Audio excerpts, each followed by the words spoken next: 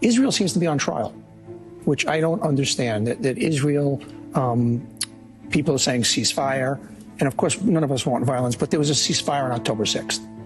And since that time, we know what happened on October 7th, beheading, raping, every inhumane thing that you can do by a group whose only mission is not real estate, and it's not protecting Palestinian people. They put their own people in harm's way. They use them as shields.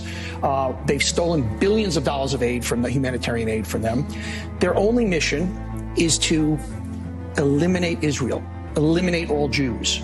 That's it. That's their mission. And yet, constantly, Israel seems to be on the defensive. There is something that, for some reason, evil is not graded the same way when it's against Jews and it's against Israel. And I don't understand that. There's such an anti-Israeli bias because their domestic politics under Netanyahu. Netanyahu needs to go, by the way. Correct. And I think U.S. foreign policy experts think that he may not be there. He may not be. But there is this real bias against the plight of Israel, even in the wake of 1,400 primarily civilians being slaughtered over an 8.5-hour period, mutilated, slaughtered, raped in front of their children and husbands and wives. And what has Israel since then been on the defensive, explaining every move they make? And obviously, like any human, we want to do everything we can to protect every life. Of course. But they're in a war.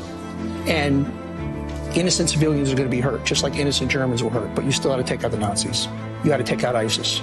And Hamas has to be taken out. And there's no other answer. You can't live next door to people whose entire mission is to annihilate you and destroy you. And people in this country are cheering. And the media is just kind of tippy-toeing around it. The Jews are treated different than other groups. That there's a dislike. That there is somehow that Jews being hurt or being slaughtered is different than other people being hurt. That somehow they have it coming to them. Yeah, I said it. That's what this is about. I don't know why the media just can't lay things out evenly. Nobody's asking you to side with either side.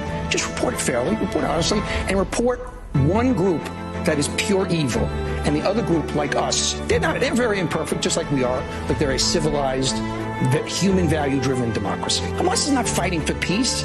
They're fighting for death. They don't want peace for their own people. This is just so black and white stuff. There's no gray areas here. And the media is like,